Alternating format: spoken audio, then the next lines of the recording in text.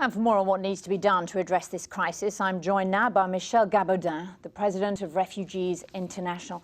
Michel Gabaudan, we're seeing there from Lebanon to the Greek island of Lesbos, this influx of migrants is just overwhelming so many places in Europe and around the world. Is there a single global change which would help to ease the crisis? Well, there are a couple of issues that can be done. I think one is to provide much more assistance to the countries that have opened their doors to Syrian refugees, Turkey, Lebanon and Jordan, and who are now bursting at the seams.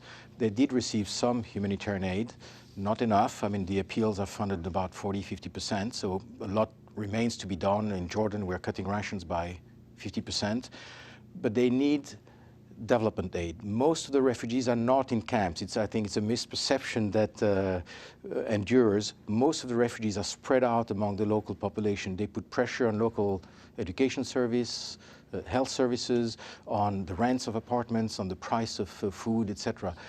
These countries, and they have no access to jobs. These countries need to be equipped to deal with that. Now tonight, the Obama administration has said that it's looking at a range of approaches to the global refugee crisis, including refugee resettlement. What does that say to you the US government's going to do?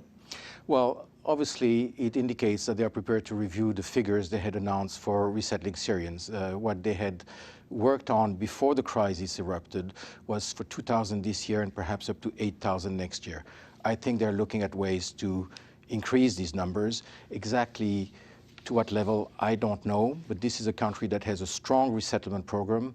It's a very structured program, and it has the capacity to increase the target of the 70,000 they resettle worldwide at present. And the European Union has a plan for 160,000 migrants to be resettled. Would that ease the crisis also?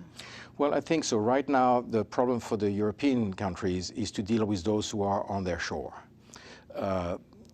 On the longer term, you need to start helping Turkey, Syria and Jordan to try to take some of the most vulnerable, so those who cannot survive in these countries. And I think if there is an ongoing resettlement program, refugees will start feeling there is some hope, there is a direction that the whole program is taking, and perhaps they will not take the risk they are taking now to flee. But for as long as the war carries on in Syria, is this exodus going to stop?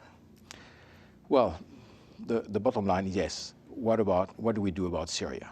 I mean, we have all failed to bring any modicum of peace in Syria. I was in Turkey a few months ago, and Syrian doctors who were very busy trying to bring medicines or to pay salaries to the few doctors that remain in Syria told me the barrel bombings was the main reason why people keep on fleeing, was the main reason why cross-border aid into Syria is not as efficient as we want.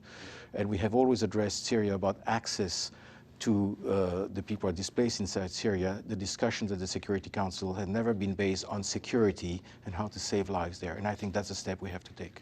Michel Gabaudan, thank you very much for joining us. Thank you.